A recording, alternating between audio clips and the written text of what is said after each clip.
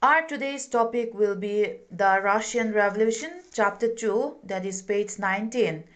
So, firstly, let's answer what was the Russian Revolution.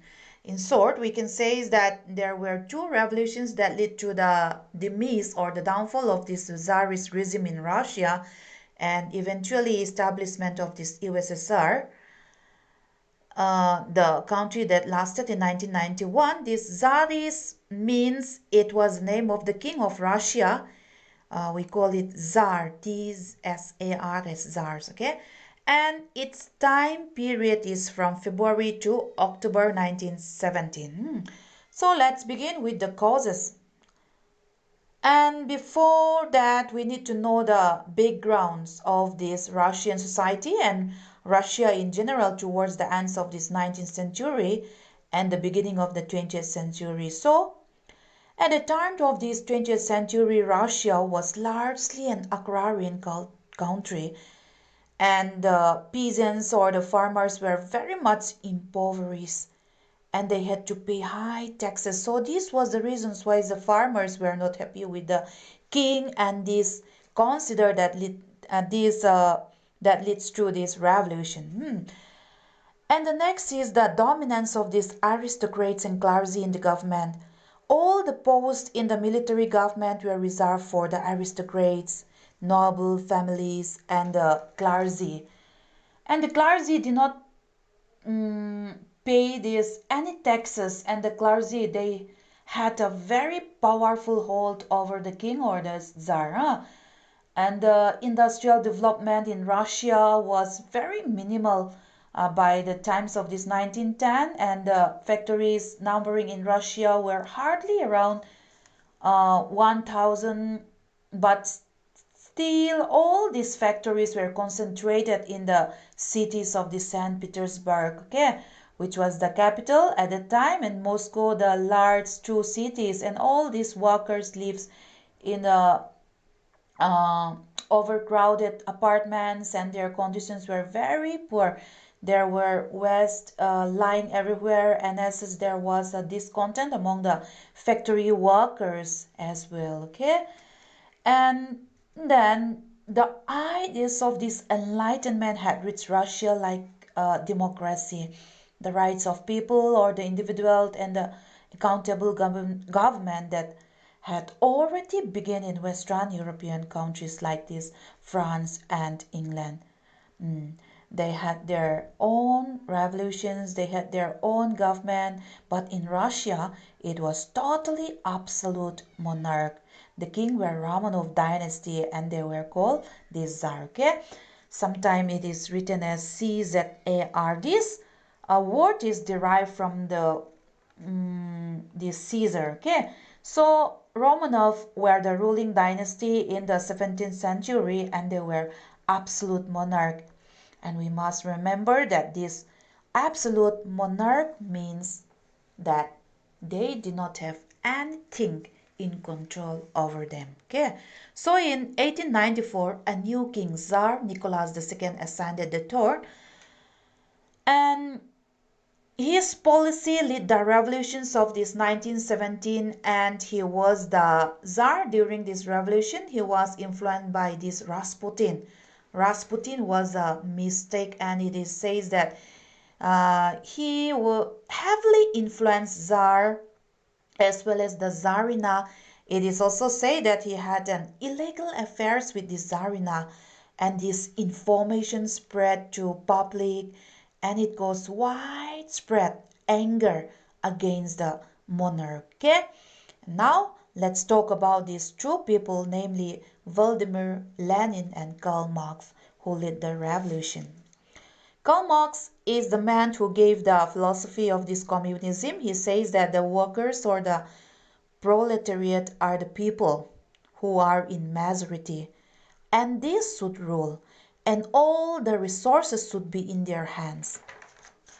And Vladimir Lenin changed his philosophy a little bit, and he says that if the workers had to take power in their own hand, it will take a lot of time. So there must be some forms of government or some form of this system in which there is a direct dictatorships of the workers. So This is what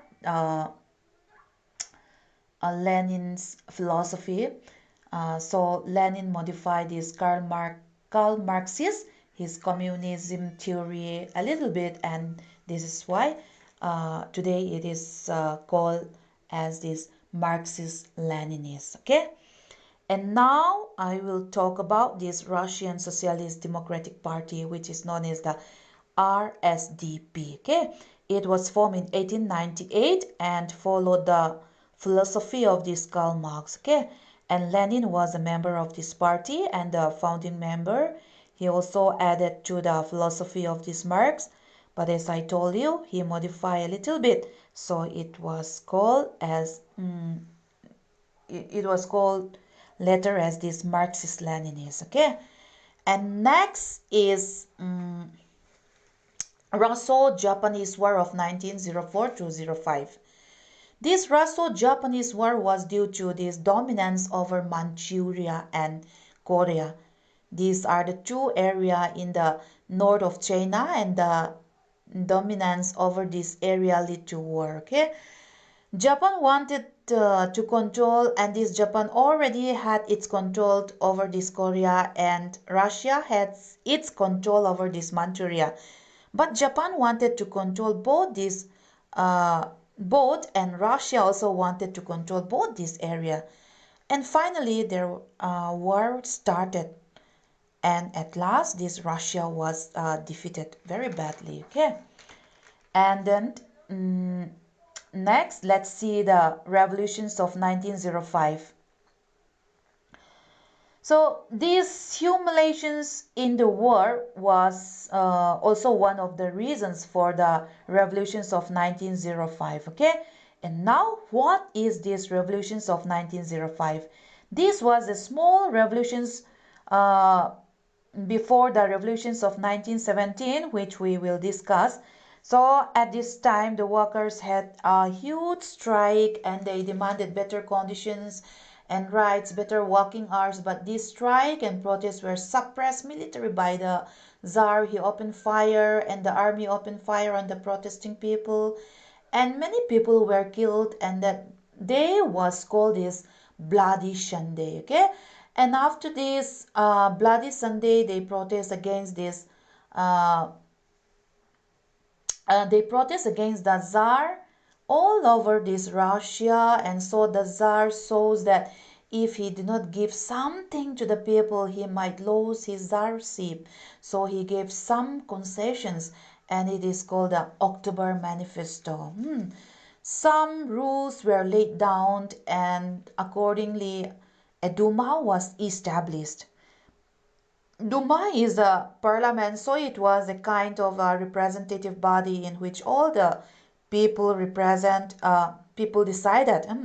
But it was very weak. The Tsar did not give many powers, and there was no true representations. Okay, only the aristocrats, noble people, the clergy became the members, and these common workers, common peasants were not included.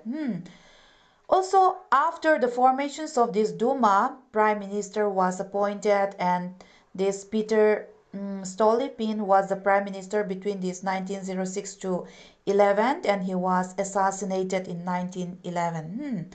He did not, sorry, he did some good work. He brought this land reform system. He tried to improve the conditions of these workers, the peasants, and it says that due to these reasons he was assassinated on the orders of this Tsar himself. But after this, the Duma lost its power, and again this Tsar became the powerful, and after that this World War I was started in 1914. Russia was one of the first initiators of this war. So in the First World War, Russia had suffered huge loss, around these 20 lakh soldiers and 80 lakh civilians were dead, so that it is almost 1 crore people dying from this Russia. Okay, and also there was big economic crisis, and there was food shortage. because there was no supply, no ship reaching in Russia. There was a huge shortage of food, especially in this capital, that is in St. Petersburg, and bigger cities like Moscow, and this was the situations by this 1917. And this war was finally trigger that leads to this Russian Revolution. Okay, chuan next chuan revolutions of this 1917 hi hian kan chun zam don nia o kati zong ka voina kan zir thei chu ani e. Thank you all.